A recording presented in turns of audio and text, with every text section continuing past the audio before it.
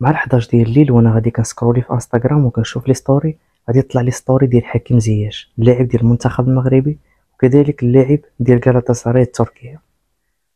شنو كاتب شنو كاتب في داك ستوري الاولى ديال واحد المشهد كاينه في فلسطين، ديال واحد الجوج تفوقوا واحد العماره والجنود ديال اسرائيل كيركلوها برجليهم وكيدفعوها للارض حتى كطيح. واحد المشهد اللي خايب بزاف واللي ولينا كنشوفوه بزاف، وهادشي علاش كنقولوا الحريه لفلسطين. واخا شوفوا الستوري الاولى ديال زياش شنو كاتب على هذا البوست هذا. كاتب خلينا نوضحوا حاجه واحده، اللعنه اللي حنا عارفين ديك الكلمه شنو هي، على اسرائيل وعلى كل دوله كدعم هذا السلوك هذايا. ومن موراها بواحد شويه غادي يلوح واحد البوست، من موراها بواحد شويه غادي يلوح واحد ستوري اللي هنا كيدوي فيه على الحكومه ديالنا وعلى البلاد ديالنا. كاتب اخر منشور لي كان ايضا موجه للبلاد ديالنا اللي كتدعم هادشي اللي كاين في فلسطين، وحتى للدول الاخرين اللي كيدعموا هادشي هذايا. عار عليكم، بارك علينا بارك، والخوتي وخواتاتي اللي كاينين في المغرب وفي جميع انحاء العالم، رفعوا الصوت ديالكم عالدرج ما عذرت، وانا معكم جميعا. حريه لفلسطين.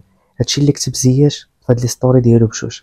دابا بغينا نعرفوا واش زياش هو اللي كتب هادشي ولا يقدر يكون تختار عليه الكونت وشي واحد اللي كتب هادشي في بلاصتو. هادشي اللي غادي نعرفوا في الساعات اللي جايين، حيت زياش غادي يوضح هادشي ولا شي واحد غادي يوضح لنا هادشي. خليكم معنا، غادي نديروا فيديو واحد اخر باش نعرفوا القصه ديال هاد لي ستوري وشكون اللي كتبهم. ما تنساوش تخليو واحد ابوني في لاشين، تخليو واحد جيم. تهلاو.